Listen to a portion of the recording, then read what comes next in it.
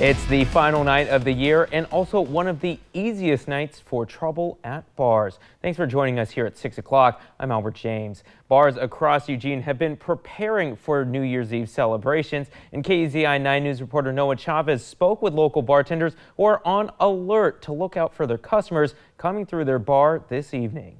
A lot of prep. You gotta prep a lot of fruit. You gotta get all your juices ready, get everything going, make sure your dishwasher's ready to handle that. Bars across Eugene are bracing for a night full of New Year's Eve festivities, with Sunday night being one of the busiest of the year. Holistically, I expect most bars to be at max capacity tonight. Micah Morton is an experienced bartender at Big City Gaming. He says bartenders are going to have their hands full. So you got New Year's Eve, you got Halloween. I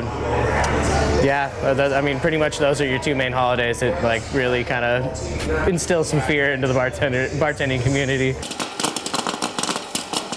A few blocks away at Max's Tavern, Gianna Viola is reminded of the amount of work it takes to last a New Year's Eve night rush. New Year's Eve tends to go, it's probably the peak of our Christmas break because our bar tends to be a student bar. New Year's Eve definitely brings around most of probably the peak of the break. Bartenders I spoke with said working on nights like New Year's Eve is not for the faint of heart, especially when you are both serving and looking out for the guests. Being a bartender at a busy bar, especially on a night like tonight, is more than just making drinks and making sure people are enjoying the environment, but you're reading the room and you're making sure that everyone is taken care of, whether that is with a glass of water or their favorite beverage. Morton's Bar held special training for their bartenders earlier in the month to teach staff how to better beware of signs of distress from customers. When it comes to bartending, it's not just putting a drink in front of somebody's face. You really gotta